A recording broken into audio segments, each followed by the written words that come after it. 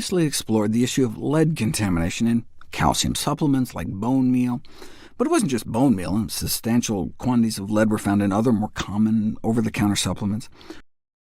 Still, testing revealed continued public health concern over bone meal, but thankfully it's not as popular these days.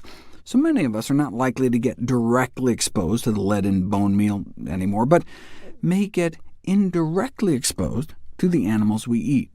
In the U.S., 5 billion pounds of meat and bone meal are produced as slaughterhouse byproducts every year.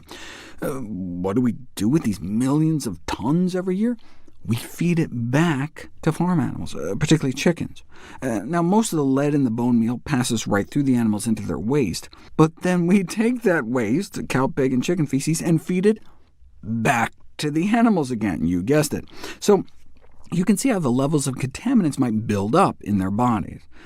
I've talked previously about what that might mean for making something like chicken soup, but the original concern about these kind of feeding practices, feeding cows to cows and pigs and chickens, was the spread of prion diseases like mad cow disease.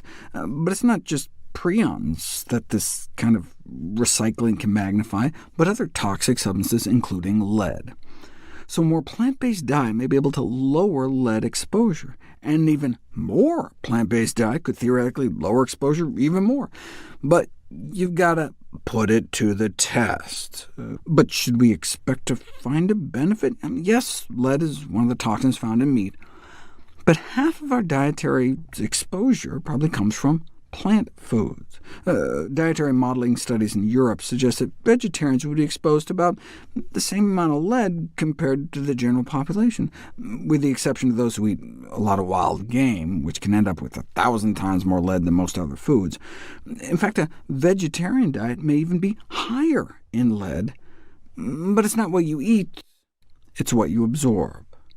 As we learned from the cadmium story, the uptake of toxic heavy metals from animal food sources into the human intestinal lining cells may be higher than that from vegetable sources. That's how you have a vegetarian with some of the lowest concentrations of lead and cadmium in their blood, despite higher concentrations in their diet. But you don't know until you put it to the test. There seemed to be a tendency towards higher fecal elimination of lead following a change to a vegetarian diet, with 9 subjects on average tripling their elimination of lead, 3 unaffected, and 4 dropping by about half. But the study only lasted a few months. The difference wasn't statistically significant. So let's try a year. A shift towards a diet characterized by large amounts of raw vegetables, fruits, and unrefined foods, whole grains, with the exclusion of meat, poultry, fish, and eggs, though it did include fermented dairy like a type of soured milk, as well as cutting back on processed food and junk. They took clippings of hair before and after the shift, and got significant reductions in heavy metals, including cutting their lead level nearly in half. Check this out. This is how much mercury, cadmium, and lead they had oozing from their body into their hair when they started. And within 3 months, their toxic heavy metals went down and stayed down. How do we know it wasn't just a coincidence? Because they went back up a few years later after the study was over, after they went back to more of a regular diet, and their mercury, cadmium, and lead levels shot back up to where they were before.